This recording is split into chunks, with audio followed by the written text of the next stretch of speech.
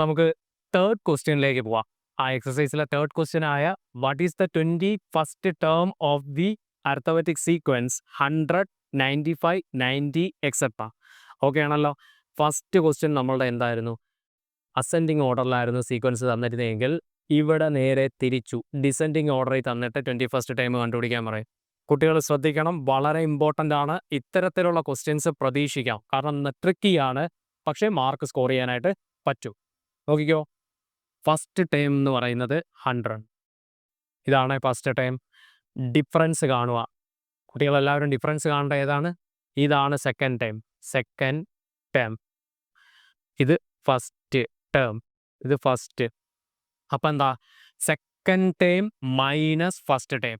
95 minus 100 നിങ്ങൾക്ക് കിട്ടും -5 ആണ് കേട്ടോ. ഒരിക്കലും വെറും 5 എന്ന് എഴുതി വെക്കരുത്. പോസിറ്റീവ് 5 അല്ല. ചെറിയ സംഖ്യയിൽ നിന്ന് വലിയ സംഖ്യ കുറയ്ക്കുമ്പോൾ നിങ്ങൾക്ക് കിട്ടുന്നത് എന്തായിരിക്കും? സംഖ്യയുടെ കൂടെ മൈനസ് കൂടെ കൊടുത്തിരിക്കണം.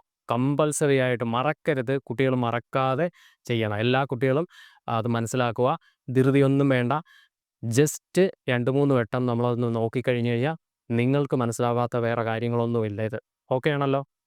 നെക്സ്റ്റ്, ഇതിൻ്റെ 21st ടേം കാണാനാണ് നമ്മളത്തെ ക്വസ്റ്റ്യൻ പറഞ്ഞേക്കുന്നത്. ഈസി ആയിട്ട് നമുക്ക് കിട്ടുന്നതാ T21 equal to A plus n-1 into D എന്ന് പറയുന്ന ഇക്വേഷനാണ്. ഞാനിവിടെ ഈ n എന്ന് തന്നെ ഇവിടെ കൊടുക്കാം. എന്നിട്ട് ഇതിൽ നമുക്ക് മാറ്റാം.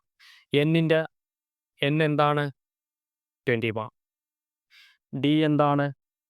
-5.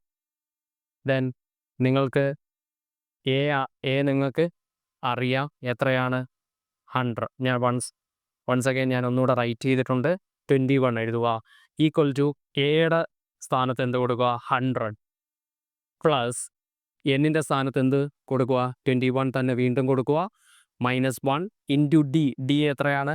-5 ആണ്. ഇൻറ്റു -5. കുട്ടികൾ ഇൻറ്റു ഇട്ട് പോകുന്നതായിരിക്കും നല്ലത്.